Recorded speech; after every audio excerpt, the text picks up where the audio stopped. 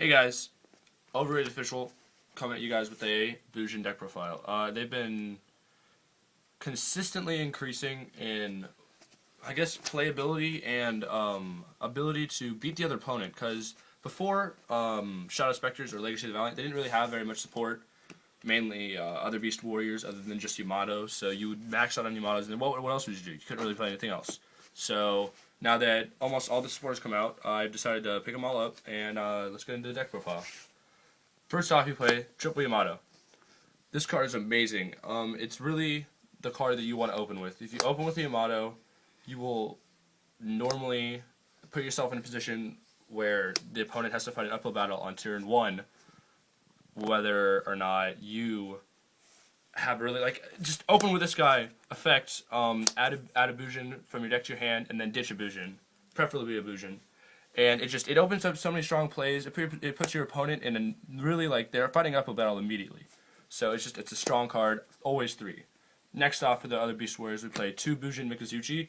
I really like this card. It replaces the monster that was the other Beast Warrior Bujin that was destroyed by battle by card effect. So it makes sure that you always have a Beast Warrior on the field, so then you can activate Crane or Turtle or Hare and always be protecting it. And then the last one, the new one, I play Arasoto. His effect says whenever a Bujin monster is banished from your graveyard or face up on your side of the field, you can special summon this guy and face up defense. So with the new support that comes out in Primal Origins, it says you can banish 1 Bujin monster from your graveyard to special summon it. So then you can special summon that and then special summon this, and it's an instant rank 4 XYZ without a normal summon. It's a really strong play. Those are the Bujin Beast Warriors. I play 6. I feel like that's the right amount right now. It'll probably go up once the new guy comes out. For the Bujin relics, I play Triple Crane. This is the hand trap. It doubles the attack of a Bujin Beast Warrior, so it's pretty much an honest at 3. So you can play 4 honest in this deck, unlike Black Wings, which only have access to 3 honest. It's really strong. Again, it's always searchable, so you'll almost always have a Crane live as long as you have a Bujin Beast Warrior. For the next one, I play 2 Hare. Oh my gosh, Hare is so good. It says once per turn, I can banish this card from my graveyard, and then once during that turn, 1 Bujin Beast Warrior monster that will be destroyed isn't. So that means by battle, by card effect, so he Dark Souls, Chain Hare, your Yamato stays on the field. Or if he Mirror Forces, you can protect your Yamato. And it's so good. It opens up so many dirty plays where they're going minus just to get rid of the 1 Hare in your graveyard. For the next one, I play 2 Turtle. This guy negates targeting. So, Silent Honor's Arknight, which is a new card that just came out, is broken as hell. It's so good. This stops it. It stops Big Eye. It stops Black Ship of Corn. It stops anything that targets. So, Compulse, Fiendish Chain, all those things this stops. It's a strong card. People don't realize that it hurts you, or it hurts them that much until they're put in a position where they need to target and they can't. So I really like that. And then for the last relic, I play 2 Quillen. This is only on my turn. I can banish it to destroy 1 face-up card on my opponent's side of the field. It's really good for getting rid of the problem cards that I might not have the Hare for, or the Crane for. So I just banish, destroy. Notice how it's a face-up card. So if he has a DNA Surgery, DNA Surgery you would not be able to activate this. It requires a Bujin Beast Warrior monster. So I guess that's a downside, but there's a reason that I side some stuff to stop that. For the non-Bujin cards, I play the 1 of Honest. This is a beauty.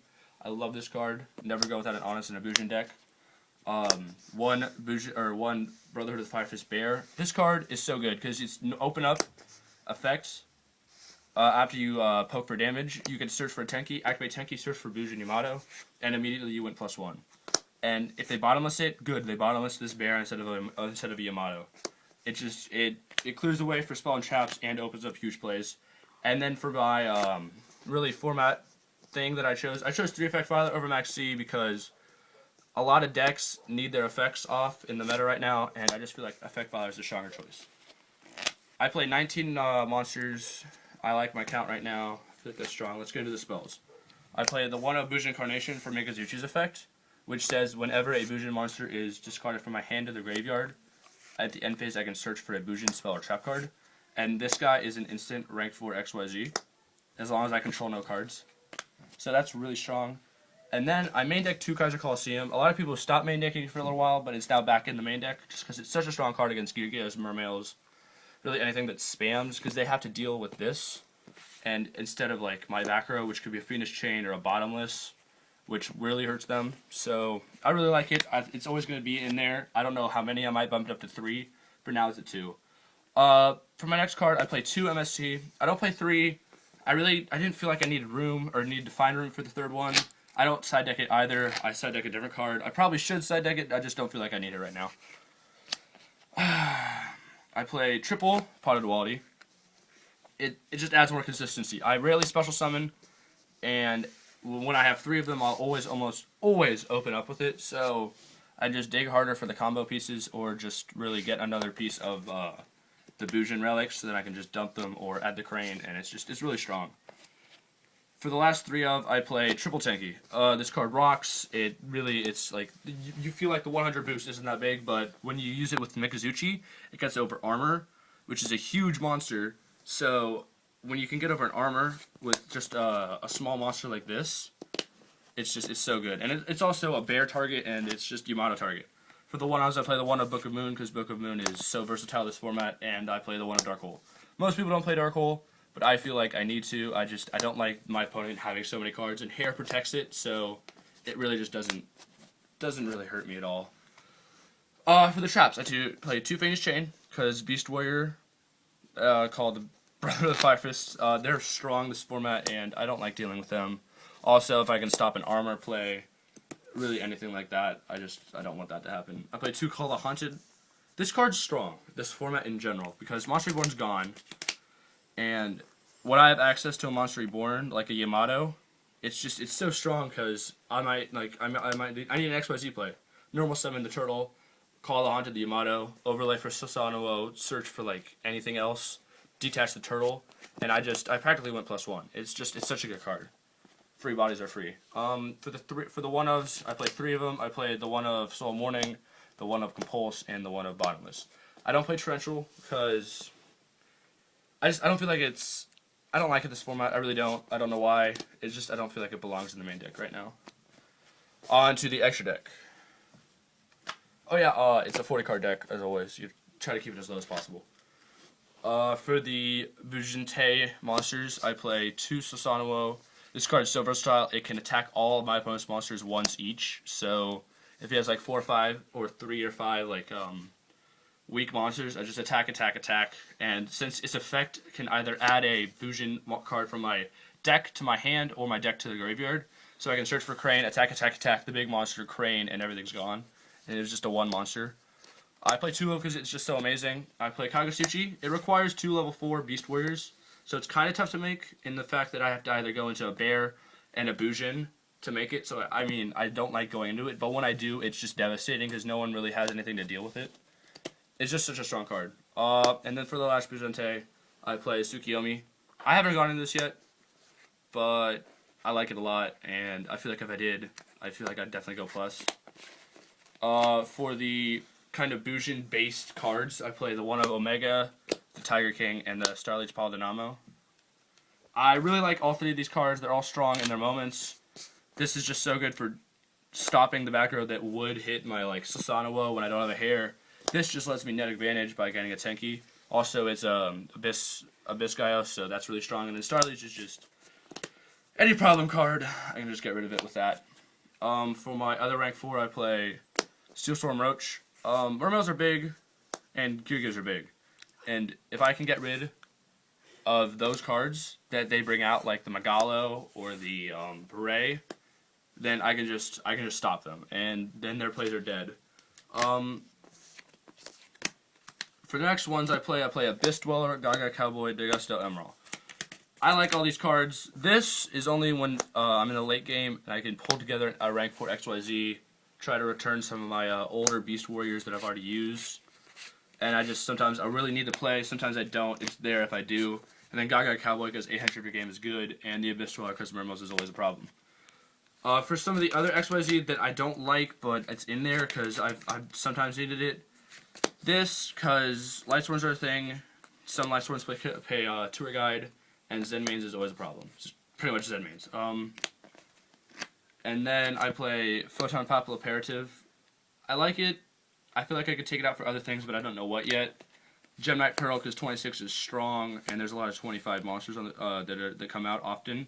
And then for my last extra deck card, it's mainly like a side deck, but it's in there. It's for whenever people side DNA surgery against me, and they call dinosaurs to make their plays. I can then also make plays by pulling out a Logia when they would, and then it's a preemptive strike against a DNA surgery side-in. So I really like it. I brought it a few times. It's been devastating when I do. It works really well because most people don't anticipate that. Onto the side deck, I play 2 Mexi because Geargios, Mermails, and Heretics are always a problem, and I don't like them at all. They're poopy. 2 DD Crow. This card, it's been getting better and better against the Bujin matchup because they'll like end phase ditch hair, draw phase, banish hair. They don't get the effect. And they might be setting up so then that all they need is to protect the Bujin once. And so now that that's gone, I can swing in and they might lose advantage in some way, shape, or form. So it's really strong. The next card I play is DNA Surgery for the people who side in DNA Surgery or against Prophecy. Prophecy is really good, and a lot of their cards that they need have to be, they have to control a spellcaster. So if I call Beast Warrior, they don't have a spellcaster anymore. And that's a problem for them. The next trap, I play a lot of traps just because, I don't know, I like traps. 2/7 tools, because Geargias. Geargias are a problem. They play like 14, 15 traps in the main deck, and if I can stop their Gear with this, or their trap stun, then I'll be set, and it's really solid against them. That's probably, I'll show you my size for Geargias in a second. I play 2 Dust Tornado, because sets are a problem. Especially, not just sets, but the traps that people might side in, like Light Imprisoning Mirror or DNA Surgery. I need to be able to top deck the card that gets me out of those situations, and Dust Tornado kind of does it for me. I like it a lot. The only 3 of I play in the extra deck is triple Black Horn of Heaven. Oh my gosh, this card is so good. Oh, so Geargias can't win unless they go into their extra deck, and if I can stop them going into their extra deck, then they lose. And this makes them lose. So it's so strong.